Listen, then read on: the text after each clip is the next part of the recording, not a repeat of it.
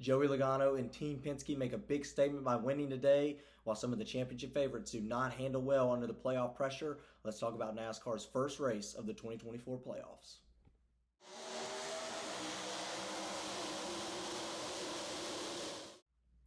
Hello, everybody. Welcome to Dirty Air. I'm your host, Alex Lambert, and let's talk about NASCAR's first playoff race of the 2024 season in Atlanta. We have a lot to discuss. Joey Logano, Ryan Blaney prevail by getting the win. Team Penske punching their ticket into the second round of the playoffs. We have other guys like Kyle Larson, Denny Hamlin, Chase Briscoe. Disastrous days for those guys in the first race of the NASCAR playoffs. Let's get into it and break down everything that just took place. We had 9 out of the top 10 all in the playoffs. All those playoff drivers finishing up front, and we had a few that did not. So we have to break this down, and let's go ahead and get into it. And let's start out by talking about the winner of the race, Joey Logano. I do want to apologize, by the way. I've lost my voice over the weekend some, so I will go ahead and apologize for that. But let's talk about the winner of the race, Joey Logano.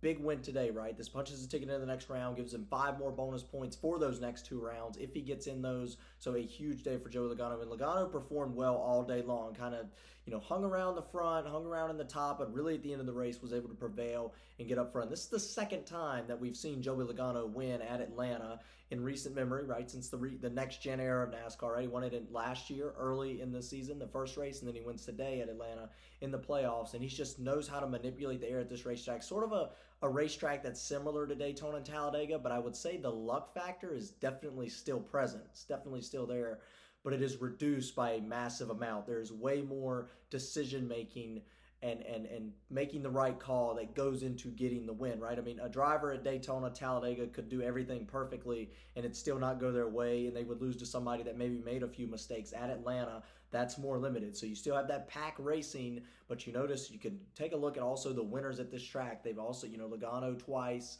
and a few other big name drivers winning. William Byron has won here a couple of times. Your top teams and top performers at every other racetrack typically also finish in the top. So and we'll look at the top 10 in a little bit as well.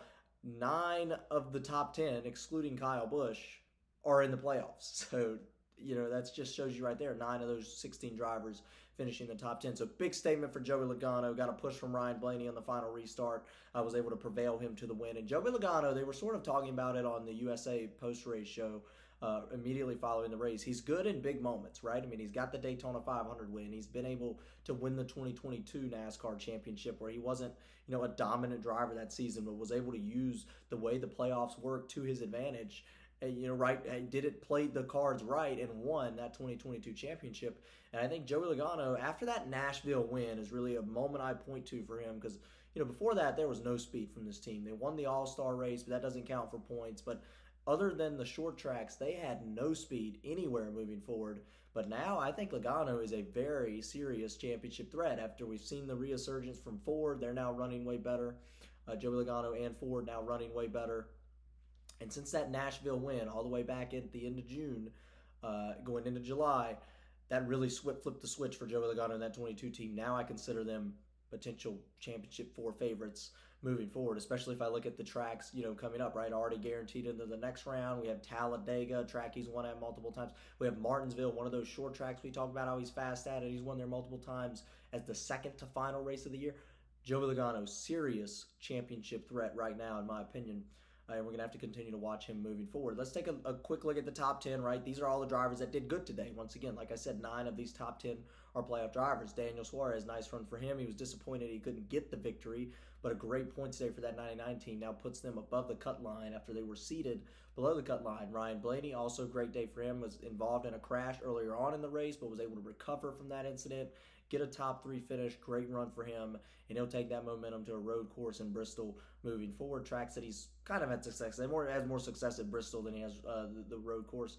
Christopher Bell, obviously a nice 4th place finish for him. He was very satisfied with that following today, and he actually really enjoyed the race. He talked more about how there was more, kind of what I said at the beginning, more decision making involved in this race than it is your typical Talladega Atlanta, Talladega Daytona. And this racetrack continues to change each time we go to it, which is really interesting as well. Especially season per season, race for race too, with the 2 races a year, but season for season, massive changes every year, and we'll continue to watch that going into 2025. Alex Bowman, great points day for him after some controversy this week. Some people doubting Alex Bowman. That 4th Hendrick Motorsports car, well, he's looking for resurgence. Finishing the 5th position today is certainly a great step, and we have a road course next week as well, which favors the 48 team. Tyler Reddick, nice 6th place finish for him. The regular season champion was also caught up in some adversity today, had a lot of pit road problems with the guys pitting in front of him, was caught up in an accident, hit the wall, but was able to recover all the way back up to 6th. I believe he got a pit road penalty as well. Kyle Busch, once again, that only non-playoff driver in the top 10, a nice run for Busch. I'm going to say it just really quick. Ever since we had that 2-week break going into Richmond, following the Indianapolis race going into Richmond, Kyle Busch and RCR have found something. They won. His teammate Austin Dillon won the Richmond race, and Kyle Busch's worst finish since that has been 12th. So he's finished 12th, 4th, 2nd, and then 7th today. So a great resurgence for Kyle Busch. If you can't do good this year for Busch, you didn't make the playoffs this year, a lot of momentum going into 2025, which we do see carry over, pretty typically. Chase Elliott, nice run for him. It was a little concern at the beginning of the race, was in the back of the pack, was able to recover, get an 8th place finish after making some gutsy moves. William Byron also finishing the 9th position. Austin Cindric, unfortunately for him, it looked like Cindric had one of the fastest cars of the race, but on some strategy calls, got put mid-pack, was not able to fully recover. 10th place is certainly not bad. That certainly pays a lot of points. But the big thing for Cindric is he got 19 stage points today. So Cindric dominated the race, in the middle portions of the race, looked like he was going to be the contender to win. Had some strategy issues, but 10th place, 19 stage points, and 1 stage 2. Ryan Blaney won the first stage, his teammate. Big day for Team Penske all around, and now all of them are currently in the top 7 if we look at the current playoff grid. And let's pull it up, right? I talked about Penske big day, Joey Logano with the win.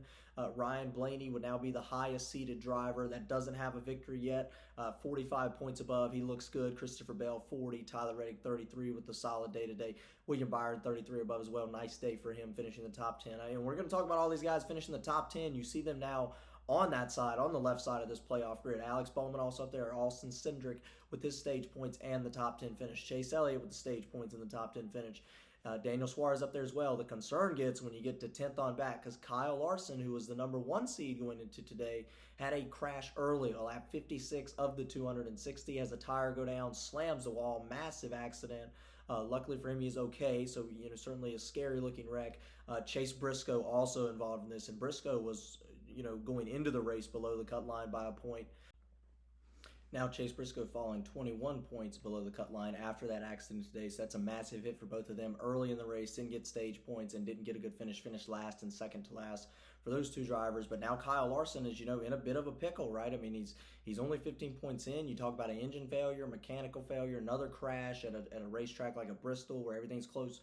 Certainly could put Kyle Larson out of the first round of the playoffs, which would be a huge disadvantage for that team moving forward, and really disappointing season for the 5. So certainly he's 15 points in, so he still has a little bit of a cushion, but it's much closer now than it needed to be going in, especially when you look at guys that finish in the top 10 today, like Blaney, Christopher Bell, all those guys, 40-plus points in. Denny Hamlin, I don't know what was going on with Denny Hamlin today, and it seemed like on the radio, the commentary booth was talking about how this is a strategy, let them all wreck out, and then Denny Hamlin's going to pass them all. I don't know what was going on. I think he had trouble all weekend. He had engine problems in qualifying. I think that car was not running great throughout the entire day. There was handling issues early on in the race. I think it was more of a car problem. I think they were trying to, put it in as a strategy where everyone would wreck. But if we go back to Atlanta, outside of the very first race on the new configuration, and even in that race, there weren't any huge crashes. I mean, there were some big wrecks, but there weren't any Daytona, Talladega level crashes, where Daytona you could have a 20, 25 car wreck potentially. In Atlanta, we haven't seen that. We've seen more, couple car wrecks, 2 or 3, maybe the most we would see is 10, which is still big. But, we haven't seen as many crashes, as many ginormous big wrecks like the big one at Atlanta. So I don't understand that strategy call. I'm really confused on what was going on in the 11 camp all day long. I think it was more of a car handling issue, and they tried to, spin it, at least to the public, that it was that's not what the case was. So that's just kind of what I'm seeing from the outside looking in. Ty Gibbs, unfortunately for him, was leading in the closing laps of the race, but got shuffled back at the end. In those last 2 laps, got shuffled back, finishes, and now for currently only 1 point above the cut line, so that's disappointing for him as well, not getting many stage points or the finish he probably deserved. or could have gotten Brad Keselowski. Another one was driving mid-pack all day. Was expecting to see him run up front at a racetrack like this where he's run well before previously, and he's run good at these drafting type racetracks. So really disappointed and surprised to see the 16 1 point below the cut line now after having a really midday. Harrison Burton, not too surprised. I wasn't expecting much from him. Was involved in one of those late race crashes. In the crash on the final lap with Denny Hamlin, we talked about Denny Hamlin earlier. They were involved in accidents on the final lap. I think Denny Hamlin ended up being scored 26. Harrison Burton even farther back, so 16 points below for Harrison Burton. And he's had trouble with this racetrack before, so not too surprised to see that. I don't expect Harrison Burton to move on to the next round. It was 34 points. Was 34th in points when he won his way into the playoffs. Martin Truex Jr., 19 points below. Disastrous day today as well. You can take a look here midway through the race. Gets caught up in that accident with Ryan Blaney. Slams the wall. Had a lot of damage. Went multiple laps down early. Disastrous day for the Joe Gibbs Racing driver, Martin Truex Jr. in his final season. Now 19 points below. He can crawl his way back up, but he's got to get stage points, and he needs to really finish up front and hope some of the guys ahead of him have bad days at the road course next week, Watkins Glen. Moving forward, he's going to be one to watch. He's been off all summer long, disastrous finishes, almost was in threat of actually missing the postseason, but now he's in the postseason, and that is continuing. So very disappointing for MTJ. We'll have to watch him moving forward. And then Chase Briscoe, once again, mentioned him, was in that wreck, 21 points below. That's really it. All there's to talk about following the first NASCAR race in the playoffs at Atlanta. I thought it was good. I liked Atlanta being in the playoffs. You put this track in a key point of the schedule, and you see those playoff drivers perform highly. 9 out of the top 10 playoff drivers. So that's one thing I like about this. We do see Talladega next round of the playoffs. We'll see how that shakes out as well. That's it. All there's to talk about. Of course, Dirty Air will return for the next 2 weeks of the playoffs. First round, Watkins Glen next week, then Bristol on Saturday night to finish out the first round of the playoffs. So please tune in for that. Should be a lot of fun. Like and subscribe if you like the video. And of course, about Kyle Busch being the only non-playoff driver in the top 10. Let's get rowdy.